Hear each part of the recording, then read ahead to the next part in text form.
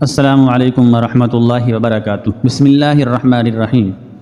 میں یہودی طوائف تھی، فلسطین میں ایک مسجد کے باہر کھڑی ہو کر نمازیوں کو ورغلاتی۔ ایک روز میری نظر مسجد کے جوان امام پر پڑی۔ میرا دل اس پر آ گیا۔ روز امام کو بیہودہ اشارے کرتی، لیکن وہ آنکھ تک اٹھا کر نہ دیکھتا۔ اب میرے صبر نے جواب دے دیا۔ ایک دن آدھی رات کو کپڑے اتار کر مسجد میں چلی گئی۔ امام صاحب قرآن پاک کی تلاوت کر رہا تھا۔ جو ہی اس نے مجھ پر نظر ڈالی تو میں روز ہی ادھر مسجد کے باہر آ کر کھڑی ہو جاتی۔ یہاں کے لوگوں کو ورغلانا میرا پسندیدہ مشغلہ تھا۔ یہاں پر لوگ نماز کے لیے آتے تھے، لیکن میں انہیں اپنے بیہودہ لباس اور جسم کی اداؤں کے ساتھ اپنی طرف متوجہ کرنے کی کوشش کرتی، اور کچھ لوگ تو ہو بھی جاتے، لیکن جس کی طرف میں مائل تھی، جسے میں چاہتی تھی، وہ تو میری طرف نظر اٹھا کر بھی نہ دیکھتا تھا۔ میں روز اپنے حسن کو کیل کانٹوں سے لیس کر کے یہاں پر آ کر کھڑی ہو جاتی۔ مجھے یقین تھا کہ ایک دن وہ ضرور میری طرف متوجہ ہوگا اور میں اسے اپنا بنا لوں گی، لیکن اس انسان نے تو شاید قسم کھائی ہوئی تھی کہ وہ مجھے دیکھے گا بھی نہیں۔ میرے اندر یہ بات بے چینی پیدا کر رہی تھی، اور مجھے اس کی یہ بے رخی اچھی نہیں لگ رہی تھی۔ میں چاہتی تھی کہ وہ مجھے اسی طرح چاہے جیسے میں چاہتی ہوں۔ میں ایک یہودی طوائف ہوں، میرا نام الزبتھ ہے۔ میں نے بچپن میں جس ماحول میں آنکھ کھولی وہ تو بہت اچھا تھا۔ یہاں پر میرا ایک چھوٹا سا گھر تھا، اور میں اس گھر میں اپنے ماں باپ کے ساتھ رہتی تھی، لیکن پھر کچھ شر پسند عناصر کی وجہ سے میرے ماں باپ کا انتقال ہو گیا۔ ان کی بے رحم گولیوں نے انہیں بھون ڈالا۔ میں نے اپنے سامنے اپنے ماں باپ کے جسم کو ٹھنڈا ہوتے دیکھا تو جیسے اپنے حواس ہی کھو بیٹھی۔ اس وقت میری عمر صرف 4 سال کی تھی۔ اب میں کتنی دیر اسی طرح گمسم رہی؟ کافی دیر تک میرا علاج معالجہ چلتا رہا، اور پھر مجھے ایک یتیم خانے میں بھیج دیا گیا۔ وہاں پر میں دیگر بچوں کے ساتھ پڑھنے بڑھنے لگی، لیکن مجھے یتیم خانے کا ماحول بالکل اچھا نہیں لگتا تھا۔ یہاں پر یتیم خانے میں بچوں کو یوں تو اچھی خوراک اور اچھا لباس دیا جاتا تھا، لیکن پھر بھی یہاں پر اکثر لڑکیاں بلوغت کی عمر تک پہنچنے کے بعد پر اسرار طور پر غائب کر دی جاتی تھیں، اور مجھے بہت خوف آتا تھا۔ آدھی رات کو لڑکیوں کو اٹھا کر کہیں بھیج دیا جاتا، اور اس کے بعد ان کا کچھ معلوم نہیں پڑتا تھا کہ وہ کدھر گئی ہیں۔ ایسے ہی ایک دن جب میں 12 سال کی ہو چکی تھی، مجھے بھی آدھی رات کو اٹھایا گیا، اور اپنے سامنے میں اپنی وارڈن کو دیکھ کر حیران پریشان رہ گئی۔ اس نے مجھے اشارے سے باہر آنے کے لیے کہا۔ میں ڈرتی کانپتی اس کے پیچھے پیچھے چلتی باہر کی طرف گئی۔ وہاں پر ایک گاڑی کھڑی تھی، اور اس میں پہلے ہی 3-4 لڑکیاں بیٹھی ہوئی تھیں۔ اس نے مجھے بھی اس گاڑی میں بیٹھنے کا کہا۔ میں نے انکار کر دیا، لیکن اس کے ساتھ اس کے ہاتھ میں پکڑی ہوئی چھڑی میری ٹانگ پر زور سے لگی کہ میں بے ساختہ چیخ اٹھی۔ اس نے غصے سے مجھے ڈانٹا اور کہا، چیخو مت اور جاؤ یہاں سے، تمہیں اچھی جگہ پر لے جایا جا رہا ہے۔ میں اس اچھی جگہ کی تفصیل تو نہیں جانتی تھی، لیکن اپنی آنکھوں میں اچھی جگہ کے خواب سجائے میں بھی اس گاڑی میں آن بیٹھی۔ میں یتیم خانے کی عمارت کو حیرت اور حسرت بھری نگاہوں سے دیکھ رہی تھی۔ میری زندگی کا ایک بڑا حصہ یہاں پر گزرا تھا، اور اب میں اس طرح چوروں کی طرح رات کے اس پہر یہاں سے جا رہی تھی۔ گاڑی یتیم خانے کی حدود سے باہر نکل گئی اور سڑک پر دوڑنے لگے۔ میں نے زندگی میں پہلی بار ان مناظر کو دیکھا تھا۔ ارد گرد بھاگتے دوڑتے مناظر مجھے بہت اچھے لگ رہے تھے۔ رات کے اس پہر روشنیاں تھیں جنہوں نے انہیں عمارتوں کو خوبصورت بنایا ہوا تھا۔ میں وہ سب دیکھتی کھڑکی سے ٹیک لگا کر بیٹھ گئی، اور پھر آدھے گھنٹے کی ڈرائیو کے بعد گاڑی ایک اور خوبصورت سے گھر کے آگے جا کر رکی۔ میں نے زندگی میں پہلی بار اتنا بڑا گھر دیکھا تھا۔ جیسے وہ گاڑی رکی تو میں آنکھوں میں حیرت بسائے اس گھر کو دیکھ رہی تھی۔ ایک بہت عالی شان محل نما گھر تھا۔ میرے ساتھ جو باقی لڑکیاں تھیں وہ بھی بڑی حیرت اور شوق سے اس گھر کو دیکھ رہی تھی۔ ہمیں اس ڈرائیور نے آگے بڑھنے کے لیے کہا تو ہم آہستہ آہستہ آگے بڑھنے لگے۔ میں ہر چیز کو غور سے دیکھنے لگی۔ جیسے ہی گھر میں داخل ہوئی تو وہاں پر سامنے ہی ایک بڑی عمر کی عورت نے میرا استقبال کیا۔ وہ اس وقت کافی مختصر اور شوق لباس پہن کر بیٹھی ہوئی تھی۔ اس کے جسم پر زیور تھا اور چہرہ میک اپ سے بھرا ہوا تھا۔ وہ اس وقت بہت عجیب سی لگ رہی تھی، اور اسے دیکھ کر مجھے کراہیت سی محسوس ہوئی۔ ڈرائیور اور وہ کچھ بات چیت کرنے لگے، اور پھر کچھ دیر کے بعد وہ چلا گیا۔ اس عورت نے اشارے سے ہمیں ایک کمرے کی طرف جانے کا کہا تو میں اور باقی لڑکیاں اس طرف چلے گئے۔ یہ کمرہ یتیم خانے والے کمرے سے بہت مختلف تھا۔ یہاں پر خوبصورت اور صاف ستھرا بیڈ لگا ہوا تھا۔ اس کے علاوہ ڈریسنگ ٹیبل اور کچھ دوسری چیزیں بھی تھیں۔ الماریوں میں کپڑے لٹکے ہوئے تھے اور وہ سب کے سب ہماری عمر کی لڑکیوں کے سائز کے تھے۔ میں حیرت سے ایک ایک چیز کو دیکھتی بیڈ پر آ گئی اور ایک طرف لیٹ گئی۔ مجھے ابھی تک سمجھ نہیں آئی تھی کہ یہاں پر کیا ہو رہا ہے اور ہمیں یہاں پر کیوں لایا گیا ہے۔ شاید صبح پتہ چلے گا، یہی سوچ کر میں نے آنکھیں بند کر لی اور سونے کی کوشش کرنے لگی۔ کچھ دیر بعد ہی میری آنکھ لگ گئی تھی۔ اگلے دن میں جب سو کر اٹھی تو تب تک ایک لڑکی ہمیں بلانے کے لیے آ چکی تھی۔ وہ ہمیں ناشتے کی میز پر لے آئی۔ وہاں پر وہی رات والی عورت بیٹھی ہوئی تھی۔ اس وقت اس کا لباس پھر بھی بہتر تھا۔ اس نے ہمیں کرسیوں پر بیٹھنے کا کہا اور ناشتہ کرنے کا کہا۔ میں اور میرے ساتھ باقی سب لڑکیاں وہیں پر بیٹھ گئیں اور ایک ایک کر کے ناشتے کے لوازمات کرنے لگے۔ میں خاموشی سے ناشتہ کر رہی تھی۔ کچھ دیر کے بعد وہ رات والی عورت کہنے لگی کہ اب تم لوگوں کو یہیں پر رہنا ہے۔ بہتر یہ ہے کہ تم لوگ جتنی جلدی یہاں کے رواج سمجھ لو اتنا ہی اچھا ہے۔ آج سے تم لوگ مہمانوں کے آگے مشروب پیش کیا کرو گے۔ شام کے وقت سج بن کر سنور کر بیٹھ جانا، یہاں پر سب کچھ ہے۔ سجنے سنورنے کے لیے تم لوگوں کو سب کچھ ملے گا۔ تم لوگوں کے کمرے میں جو الماری ہے وہاں پر ہر طرح کے لباس ہیں۔ اپنی مرضی سے لباس کا انتخاب کر کے شام کو مینا سے تیار ہو جانا۔ اس عورت نے تفصیل سے کہا تو میں الجھ گئی کہ آخر شام کو تیار ہونے کا کیا مطلب ہے، اور میں نے اس سے یہ پوچھ بھی لیا تو وہ معنی خیزی سے مسکرا دی اور پھر کہنے لگی بہت جلد تمہیں اس کا مطلب سمجھ آ جائے گا، ابھی تو جو کہا ہے وہی کرو۔ میں چپ ہو گئی اور اس کے بعد اٹھ کر اپنے کمرے میں آ گئی۔ تھوڑی دیر بعد وہی لڑکی کمرے میں آ گئی جس کے لیے رات والی عورت نے کہا تھا کہ وہ تمہیں تیار کرے گی۔ اس نے آ کر ہماری بھویں تراشنی شروع کر دی، ویکس کرنی شروع کر دی، اور اس کے علاوہ جو ضروری کام تھے اس نے سارے کیے۔ یہ سارا عمل بہت تکلیف دہ تھا۔ پھر اس نے کہا کہ اب تم لوگ نہا دھو لو، اس کے بعد میں تم لوگوں کا میک اپ کروں گی۔ میں نے زندگی میں کبھی یہ کام نہیں کروائے تھے، اور اب جب ہو گئے تھے تو بہت عجیب سا لگ رہا تھا۔ میں نہانے کے لیے چلی گئی۔ اتنی دیر میں وہ باقی لڑکیوں کے میک اپ کرنے لگی۔ میں جب باہر آئی تو اس نے میرے بال خشک کر کے ان کا ایک جدید طرز کا ہیئر سٹائل بنا دیا، اور اس کے بعد میرا بڑا خوبصورت میک اپ کیا۔ میں آئینے میں خود کو دیکھ کر حیران رہ گئی، اور پھر ایک شوق لباس میری طرف بڑھا دیا اور کہا اسے پہن لو۔ اگرچہ وہ لباس مختصر تھا لیکن مجبوراً باقی عورتوں کی طرح مجھے وہ پہننا ہی تھا، اس لیے میں باتھ روم جا کر لباس تبدیل کرائی۔ لیکن مجھے وہ بہت عجیب لگ رہا تھا۔ کبھی اسے ٹانگوں سے کھینچتی تو کبھی بازو سے کھینچ کر لمبا کرنے کی کوشش کرتی، لیکن وہ لباس تو اتنا ہی رہا جتنا اس نے ہونا تھا۔ اس کے بعد وہ لڑکی ہمیں لے کر ایک ایسے حال کمرے میں آئی جہاں پر ایک طرف موسیقی کا کوئی سامان تھا اور ایک طرف مشروب رکھے ہوئے تھے۔ یہ غیر ملکی مشروب تھے جو نشہ آور تھے۔ لڑکی ہمیں ان مشروبs کے بارے میں بتانے لگی اور مختلف گلاسوں کے بارے میں بتانے لگی کہ کس گلاس میں کس مشروب کو پیش کرنا ہے۔ میں غائب دماغی سے سن رہی تھی۔ مجھے اس لڑکی کی باتوں میں کوئی دلچسپی نہیں تھی، لیکن یہاں رکنے کے لیے مجبوراً مجھے یہ کام کرنا ہی تھا۔ اس لیے میں نے ان گلاسوں میں مشروب انڈیلا اور آنے والے مہمانوں کو پیش کرنے لگی۔ یہ مہمان بہت عجیب نوعیت کے تھے، سارے کے سارے مرد تھے اور ان کے ہاتھوں میں پھول تھے۔ اس کے علاوہ بہت سارے نوٹوں کی گتھیاں پکڑی ہوئی تھیں۔ وہ سب کے سب وہاں پر آ کر ایک قطار میں بیٹھ گئے۔ میں باری باری ان کے آگے ٹرے لے کر جانے لگی۔ جس کو جو مشروب چاہیے تھا وہ اٹھا لیتا، لیکن ان مردوں کی نظریں بہت عجیب سی تھیں، بہت گندی نظریں تھیں۔ مجھے وہ نظریں اچھی نہیں لگ رہی تھیں۔ میں اپنے آپ میں سمٹتی جا رہی تھی۔ مجھے یہ سب بہت عجیب لگ رہا تھا، اور تبھی اسی رات ہی مجھ پر انکشاف ہوا کہ یہ ایک قہوہ خانہ تھا، جدید دور کا جدید طرز کا بنایا گیا قہوہ خانہ، جہاں پر مرد اپنی ہوس بجھانے کے لیے آتے تھے۔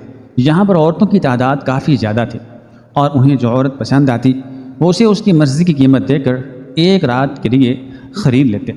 مجھے یتیم خانے والوں نے یہاں پر بیچ دیا تھا، اور اب میرا مستقل ٹھکانہ یہیں پر تھا۔ حالانکہ میں نے اس صورتحال سے نکلنے کے لیے بہت ہاتھ پیر مارے، میں نے بہت احتجاج کیا، لیکن مجھے انہوں نے مارا پیٹا اور زبردستی یہاں پر روکے رکھا۔ میں پہلے تو کچھ عرصہ صرف مہمانوں کو مشروب ہی پیش کرتی رہی، اور پھر کبھی کبھار کسی نہ کسی مہمان کا دل بہلانے کے لیے اس کے پاس بیٹھ جاتی۔ پھر جب میں 16 سال کی ہوئی تو اس کے قہوہ خانے کی انچارج نے مجھے باقاعدہ طور پر دھندے پر اتار دیا، اور جس رات میں نے پہلی بار دھندے پر اترنا تھا وہ باقاعدہ طور پر اس رات میری بولی لگائی گئی تھی، اور جس نے سب سے زیادہ بولی دی تھی اسے ہی میرا ساتھ نصیب ہوا تھا۔ قحبہ خانے کی ناظمہ کو اس طرح کے کام بہت آتے تھے۔ یوں اب میں باقاعدہ طور پر اس دھندے میں شامل ہو گئی تھی۔ میرا کمرہ بھی الگ کر دیا گیا تھا اور مجھے بڑا شاہانہ پروٹوکول دیا گیا تھا۔ آہستہ آہستہ میں اسی رنگ میں رنگ دی گئی، اور اب قحبہ خانے کی انچارج کو میرے اوپر بہت اعتماد تھا۔ وہ مجھے اکثر باہر شاپنگ کے لیے بھی جانے دیتی تھی، اور اکثر میری ہتھیلی پر پیسے بھی رکھتی تھی، کیونکہ میرے اوپر بہت سارے لوگ بہت مہربان تھے اور پیسہ لٹانے میں ذرا بھی دریغ نہیں کرتے تھے۔ انہی دنوں میں میں جب ایک بار بازار گئی تو وہاں پر میں نے ایک مسجد دیکھی۔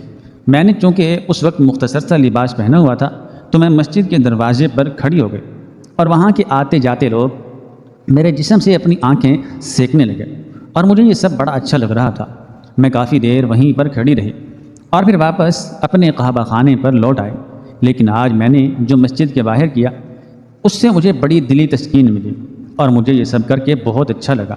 اس کے کچھ عرصے بعد پھر جب میں دوبارہ بازار گئی اور میں نے پھر وہی عمل دوبارہ دہرایا، میں آج بھی مسجد کے دروازے پر کھڑی ہو گئی اور آتے جاتے لوگوں کو ورغلانے لگی۔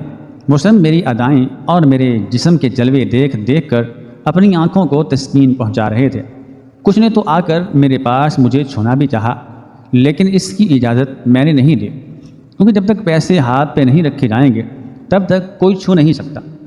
لوگ میرے بے باک انداز کو دیکھ رہے تھے اور مسجد میں آ جا رہے تھے۔ میرے لیے اتنا ہی بہت تھا۔ اسی دوران میری نظر مسجد میں بیٹھے ہوئے ایک خوبصورت اور خوش شکل نوجوان پر پڑی۔ وہ نوجوان نظریں نیچے کیے ہوئے اپنے کام میں مصروف تھا، اور مجھے اسے اس طرح دیکھ کر بہت عجیب لگا۔ جہاں پر سب لوگ میرے جسم سے اپنی آنکھوں کی پیاس بجھا رہے تھے، وہاں پہ وہ میری طرف نگاہ اٹھا کر بھی نہیں دیکھ رہا تھا۔ میں نے اسے بڑے بےہودہ سے انداز میں مخاطب کر کے بلانا چاہا، لیکن اس نے میری طرف نگاہ بھی اٹھا کر نہیں دیکھا، بلکہ بدستور اپنے کام میں مصروف رہا۔ مجھے اپنی بہت توہین محسوس ہوئی، اور ایسا لگا جیسے وہ مجھے نظر انداز کر کے میرے منہ پر تھپڑ مار رہا ہے۔ میں اپنے آپ میں سلگتی ہوئی واپس گھر پر آ گئی۔ آج میرا کچھ بھی کرنے کا موڈ نہیں تھا، کیونکہ اس آدمی نے میرا موڈ خراب کر دیا تھا۔ اسی لیے میں نے انچارج سے کہہ دیا کہ آج میرے کمرے میں کسی کو نہ بھیجے، لیکن اسے تو جیسے ہول ہی پڑ گئے تھے۔ اس کا کہنا تھا کہ ایک رات کا اتنا نقصان ہو جائے گا، اس لیے ایسا فیصلہ نہیں کرنا جس سے نقصان ہو۔ میں دل ہی دل میں تل ملا کر رہ گئی، اور انچارج نے اپنی ہی مرضی کی اور کمرے کے اندر ایک امیر اور بھوکے مرد کو بھیج دیا۔ چونکہ میرا موڈ اچھا نہیں تھا، اس لیے میں اسے بھی اچھا وقت نہیں دے پائی، لیکن اس نے کوئی گلہ نہیں کیا اور مطلوبہ قیمت میرے بستر پر رکھ کر چلا گیا۔ میں اس نوجوان کی وجہ سے بہت زیادہ تل ملا رہی تھی، اسی لیے اگلے ہی دن میں دوبارہ پھر پہلے سے مختصر لباس پہن کر مسجد کے دروازے پر جا کر کھڑی ہو گئی۔ میرا ارادہ تھا کہ آج تو میں اسے ورغلا کر ہی رہوں گی اور اپنا جسم کا جلوہ اسے دکھا کر ہی رہوں گی، لیکن میرے لاکھ بلانے پر بھی اس نے میری طرف نگاہ نہیں اٹھائی، جبکہ باقی لوگ مسجد میں بیٹھ کر بھی بڑے شوق سے اپنی نظریں میرے جسم کے آر پار کر رہے تھے۔ میں اس شخص کی مستقل مزاجی پر حیران ہو رہی تھی، لیکن اب میری بھی ضد بن چکی تھی کہ میں اسے کسی نہ کسی طریقے سے ورغلا کر ہی رہوں گی۔ اس لیے میں کچھ دن روز ہی وہاں پر چلی جاتی، دروازے کے باہر کھڑی ہو جاتی، اپنے جسم کو طرح طرح کی خوشبوؤں سے مہکاتی، اپنے لباس میں سے بہترین لباس منتخب کرتی جو میرے جسم کو واضح بھی کرتا اور چھپاتا بھی نہیں۔ میں طرح طرح کا ہیئر سٹائل بنا کر مختلف طرح کے میک اپ کر کے جاتی۔ ہر بار میں مختلف ادا سے وہاں پر کھڑی ہوتی، لیکن مجال ہے کہ اس نوجوان نے میری طرف ایک نگاہ بھی کر کے دیکھا ہو۔ مجھے بہت تل ملاہٹ ہو رہی تھی اور میں کسی بھی طریقے سے اس نوجوان کو زیر بار کرنا چاہتی تھی۔ میں نے وہاں پر موجود لوگوں سے اس کے بارے میں معلومات لیں تو پتہ چلا کہ وہ وہاں کا امام مسجد ہے اور کچھ عرصہ پہلے ہی یہاں پر تعینات ہوا ہے۔ اپنی ایک بوڑھی ماں کے ساتھ کسی شہر کے کونے میں رہتا ہے اور مسجد کی طرف سے اسے جو وظیفہ ملتا ہے وہ اسی میں اپنی گزر بسر کرتا ہے۔ میں چونکہ ویسے ہی یہودی تھی اور مجھے اس طرح نمازیوں کا بہکانا اور انہیں اپنی اداؤں کے جال میں پھنسانا اچھا لگتا تھا، اس لیے میرے نزدیک وہ کوئی بھی ہوتا، مجھے تو بس اسے کسی طریقے سے اپنے حسن کے جال میں پھنسانا تھا، لیکن مجھے اس میں کامیابی نہیں ہو رہی تھی۔ وہ لڑکا بہت مستقل مزاج اور اپنے ایمان کا پکا تھا۔ اس لڑکے کی وجہ سے میرا اپنا کام بھی خراب ہو رہا تھا۔ میں اپنے گاہکوں کے اوپر پوری طرح توجہ نہیں دے پا رہی تھی، کیونکہ میں اس لڑکے کی ضد میں آ چکی تھی اور مجھے اس لڑکے کو زیر بار کرنا تھا۔ اسی وجہ سے میں اسے بہکانا اور انہیں اپنی اداؤں کی جال میں پھنسانا اچھا لگتا تھا۔ اس لیے میرے نزدیک وہ کوئی بھی ہوتا، مجھے تو بس اسے کسی طریقے سے اپنے حسن کے جال میں پھنسانا تھا، لیکن مجھے اس میں کامیابی نہیں ہو رہی تھی۔ وہ لڑکا بہت مستقل مزاج اور اپنے ایمان کا پکا تھا، اور اس لڑکے کی وجہ سے میرا اپنا کام بھی خراب ہو رہا تھا۔ میں اپنے گاہکوں کے اوپر پوری طرح توجہ نہیں دے پا رہی تھی، چونکہ میں اس لڑکے کی ضد میں آ چکی تھی اور مجھے اس لڑکے کو زیر بار کرنا تھا۔ اسی وجہ سے میں اس کے بارے میں سوچتی رہتی اور اپنے گاہکوں کو پہلے کی طرح توجہ اور محنت نہ دے پاتی۔ نتیجہ یہ ہوا کہ انچارج کے پاس میری کچھ شکایتیں گئیں، کیونکہ گاہک تو پوری قیمت ادا کرتے تھے اور اگر انہیں مناسب وقت نہ ملتا تو ان کے یہاں آنے کا کیا فائدہ۔ انچارج کو جب یہ شکایت ملی تو اس کا ماتھا ٹھنکا اور اس نے مجھے ایک رات بلا لیا اور پوچھنے لگی، عزت تمہیں یہاں پر کیا مسئلہ ہے؟ تم اچھی بھلی کام کرتی کرتی کیوں پٹڑی سے اتر گئی ہو؟ کیا معاملہ ہے؟ مجھے بتاؤ۔ اگر پیسوں کی پریشانی ہے یا کچھ خریدنا ہے تو بولو، لیکن گھر آئی روزی کو اس طرح لات مت مارو۔ تمہاری بہت ساری شکایتیں مجھے ملی ہیں، لیکن میں نہیں سمجھتی کہ تم اس طرح کی ہوگی، اور تم خود بتاؤ کیا معاملہ ہے۔ انچارج نے مجھ سے پوچھا تو میں سر جھکا کر اپنی انگلیاں مروڑنے لگی۔ میں اسے اس سچ کے بارے میں نہیں بتا سکتی تھی کہ میں ایک امام مسجد کی ضد میں اتنی آگے بڑھ گئی ہوں کہ اپنے کام سے ہی پہلو تہی کرنے لگی ہوں۔ تاہم میں نے انچارج کو اس بات کی تسلی دی کہ میں آئندہ ایسے نہیں کروں گی اور انہیں میری طرف سے کوئی شکایت نہیں ملے گی۔ انچارج نے سر ہلا دیا اور کہنے لگی کہ اب شکایت ملنی بھی نہیں چاہیے، ورنہ دھندا چوپٹ ہو کر رہ جائے گا اور تمہارے لیے یہاں پر پھر کوئی نہیں آئے گا۔ میں اس کی اس بات کا مطلب سمجھتی تھی، حالانکہ ابھی مجھے اس بات کی کوئی پرواہ نہیں تھی۔ ابھی تو میرے حواسوں پر وہ امام مسجد سوار تھا، اس لیے میں چپ چاپ اٹھ کر آ گئی۔ مجھے معلوم تھا کوٹھے پر جتنی زیادہ پذیرائی گاہکوں کو دی جائے گی وہ اتنی شوق سے چلے آتے ہیں، لیکن اگر انہیں یہاں پر ویسا ماحول نہیں ملے گا جیسا وہ چاہتے ہیں تو پھر دوبارہ پلٹ کر وہ نہیں آتے۔ میں اب ایسے منصوبوں پر غور کرنے لگی جس کی بدولت میں اس امام مسجد کو اپنی طرف متوجہ کر پاتی، لیکن مجھے کوئی بھی بات سمجھ میں نہیں آ رہی تھی، کیونکہ میری اداؤں کے جال میں تو وہ پھنس نہیں رہا تھا اور میرے بلانے پر وہ متوجہ نہیں ہو رہا تھا۔ اور پھر بہت دن سوچنے کے بعد مجھے ایک منصوبہ سمجھ میں آ گیا اور میری آنکھیں چمکنے لگیں۔ میں نے اسی پر عمل کرنے کا سوچا اور میں اگلے ہی دن آدھی رات کے وقت بے لباس ہو کر مسجد میں چلے گئے۔ میرا ارادہ تھا کہ مجھے اس طرح دیکھ کر وہ امام مسجد ایک بار تو ضرور میری طرف بڑھے گا، مجھے چھوئے گا اور پھر میں اسے دھتکار دوں گی۔ لیکن میری حیرت کی انتہا نہ رہی جب اس نے مجھے اس طرح دیکھا اور ایک دم وہاں سے استغفار کرتا ہوا بھاگ گیا۔ میں حیرت کا مجسمہ بن کر مسجد میں کھڑی رہ گئی۔ مجھے اپنے آپ سے نفرت محسوس ہوئی۔ اپنا آپ مجھے کبھی اتنا گرا ہوا نہیں لگا جتنا آج لگا تھا۔ وہ شخص وہاں سے کیا بھاگ گیا، میرا تو چین اور سکون ہی لٹ گیا۔ نہ جانے کس طرح میں واپس اپنے گھر آئی اور آ کر کمرے میں بند ہو گئی۔ تو پھر اپنے کمرے میں بند ہونے کے بعد پچھتاوے نے جیسے میرے دل کا راستہ دیکھ لیا۔ میں اس شخص کی پارسائی کی قائل ہو گئی۔ اس شخص کی شرافت اور اعلیٰ کردار نے مجھے بے مول خرید لیا۔ مجھے لگا کہ زمین پر میرے جیسا ذلیل اور گھٹیا انسان کوئی بھی نہیں ہوگا۔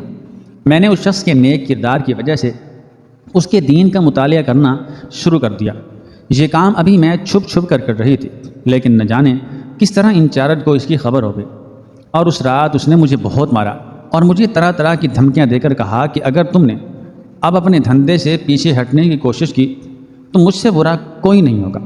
تمہیں مار کر ایسی جگہ پر پھینک دوں گی جہاں پر کبھی تمہیں پانی بھی نصیب نہیں ہوگا۔ میں اس کی مار کھاتی رہی اور چپ چاپ بے بسی سے نیچے پڑی رہی۔ مجھے پتا تھا اب یہی میری قسمت ہے، میں اب دوبارہ اس راستے پر نہیں چل سکتی، کیونکہ اس رات میں نے ایک نیا جنم لیا تھا اور اس جنم میں یہ زندگی نہیں چاہتی تھی۔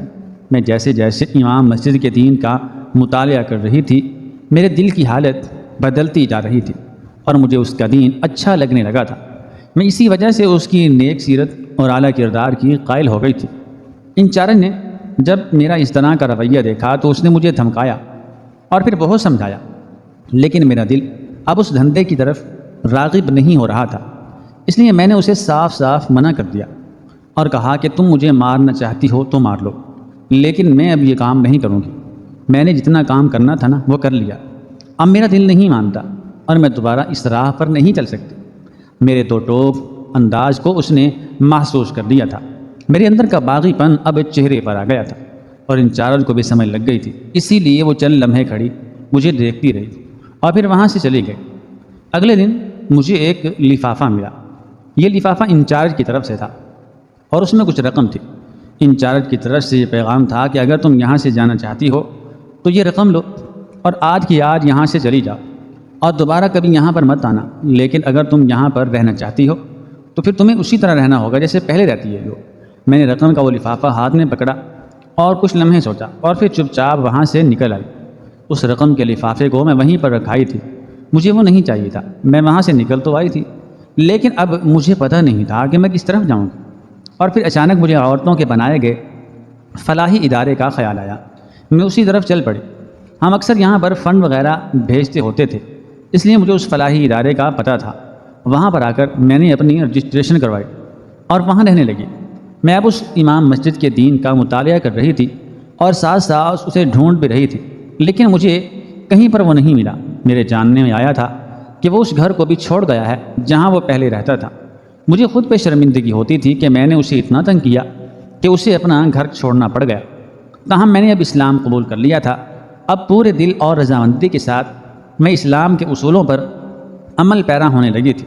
اس فلاحی ادارے میں رہتے ہوئے مجھے 1 سال ہونے والا تھا اور یہاں کے لوگ میری شرافت اور پردے داری کے گواہ تھے۔ میں نے کبھی کوئی نماز قضا نہیں کی اور اپنی پچھلی زندگی کے جتنے بھی گناہ تھے میں ان سب پر روز رو رو کر معافی مانگتی اور مجھے یقین تھا کہ میرا رب اتنا غفور رحیم ہے کہ وہ مجھے ایک دن ضرور معاف کر دے گا۔ لیکن دل میں اب بھی اس امام مسجد کی خلش تھی۔ میں اب بھی اندر ہی اندر اسے چاہتی تھی، جس کی وجہ سے میں یہاں پر آن پہنچی۔ انہی دنوں میری انچارج نے مجھے ایک رشتے کے بارے میں بتایا۔ اس کا کہنا تھا کہ لڑکا حافظ قرآن ہے اور دین و دنیا کی تعلیم سے آراستہ ہے، اپنی ماں کا واحد سہارا ہے اور اس کی ماں کی صرف ایک ہی ڈیمانڈ ہے کہ لڑکی نیک اور پرہیزگار ہو، اس کے علاوہ اسلامی اصولوں کے مطابق اپنی زندگی گزارتی ہو۔ میں نے تمہارا نام دیا ہے کیونکہ یہاں پر تمہارے علاوہ اور کوئی ایسی لڑکی نہیں جو اسلام کے مطابق شرعی پردہ کرتی ہو اور اسلام کے مطابق اپنی زندگی گزار رہی ہو، اس لیے میں چاہتی ہوں کہ تم اس رشتے کے لیے ہاں کہہ دو، یہ تمہارے لحاظ سے بہت بہتر ہے۔ اپنے انچارج کی بات سن کر میں سوچ میں مبتلا ہو گئی اور میں نے اسے کہا کہ میں تمہیں سوچ کر جواب دوں گی۔ 2-3 دن میں نے اس رشتے کے بارے میں سوچا۔ مجھے تو یہ پتہ تھا کہ وہ حافظ قرآن تو نہیں ملے گا۔ میں نے آخری بار اس امام مسجد کے بارے میں سوچا اور پھر اس رشتے کے لیے ہاں کہہ دی۔ میری طرف سے صرف انچارج اور یہاں کے ادارے کی کچھ خواتین نے ہی شرکت کی تھی، جبکہ اس لڑکے کی بھی طرف سے بھی چند لوگ ہی سادگی سے نکاح کرنے کے لیے آئے تھے اور میں رخصت ہو کر اس لڑکے کے گھر آ گئی۔ میں اس کو جانتی تک نہیں تھی۔ میرے دل میں ایک بار اس امام مسجد کا خیال آیا، لیکن میں نے اسے جھٹک دیا اور کہا کہ اب مجھے کسی اور کے نکاح میں ہوتے ہوئے اس کے بارے میں نہیں سوچنا چاہیے۔ مجھے ایمانداری کے ساتھ اس آدمی کے ساتھ زندگی گزارنی چاہیے۔ میں اپنی سیج پر بیٹھی تھی، یہی سب کچھ سوچ رہی تھی کہ اتنے میں میرا دلہا اندر آ گیا۔ میں نے چونکہ گھونگھٹ نکال رکھا تھا اس لیے دیکھ نہ پائی۔ اندر آ کر وہ میرے قریب بیٹھ گیا اور شائستگی سے مجھے سلام کر کے میرا گھونگھٹ اٹھایا، لیکن اس کے بعد اس کی آواز نہیں آئی۔ وہ حیرت کا مجسمہ بنا ہوا تھا۔ میں نے جیسے ہی نظریں اٹھا کر اسے دیکھا تو میں خود بھی حیران رہ گئی۔ وہ شخص کوئی اور نہیں بلکہ وہی امام مسجد تھا۔ میں حیرت سے اسے دیکھ کر کہنے لگی تم؟ وہ بھی اتنی حیرت سے مجھے دیکھ رہا تھا جس سے صاف ظاہر تھا کہ اس نے بھی مجھے پہچان لیا۔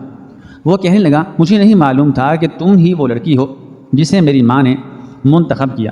وہ شاید تمہارے بارے میں جانتے نہیں، اس لیے اس نے تمہارا انتخاب کر لیا۔ لیکن میں نے اسے کہا کہ میں وہ سب کام چھوڑ چکی ہوں۔ جس رات تم مجھے بے لباس دیکھ کر وہاں سے بھاگے، اس دن کے بعد سے میری زندگی بدل گئی اور دوبارہ کبھی میں اس راہ پر نہیں چلی۔ میں اب مسلمان ہو چکی ہوں اور میری گزشتہ زندگی بالکل بدل چکی ہے۔ میری بات پر وہ حیرت سے میری کہانی سنتا رہا اور پھر کہنے لگا شاید ہمارا ساتھ اسی طرح ہی لکھا تھا، شاید ہم نے اسی طرح ہی ملنا تھا۔ میں تو خود اس دن وہاں سے بھاگ گیا تھا۔ میں نے اپنا گھر بھی بدل لیا اور مسجد بھی بدل لی تھی کیونکہ میں دوبارہ تمہارا سامنا نہیں کرنا چاہتا تھا۔ میں نہیں چاہتا تھا کہ میں گناہ کے راستے پر چل نکلوں، اس لیے میں نے اپنا راستہ ہی بدل لیا۔ لیکن مجھے معلوم نہیں تھا کہ میرے سب راستے تمہاری طرف ہی آتے ہیں۔ یہ کہہ کر اس نے میرا ہاتھ تھام لیا اور مجھے اس بات کا یقین ہو گیا کہ اب میری آگے کی زندگی بہت پرسکون اور محبت بھری گزرے گی، جس میں پچھلی زندگی کی تلخی کا کوئی نشان تک نہیں ہوگا۔ ناظرین، مزید اس طرح کی سبق آموز کہانیاں سننے کے لیے ہماری ویڈیو کو لائک کریں، شیئر کریں اور ہمارے چینل کو سبسکرائب کریں۔ شکریہ۔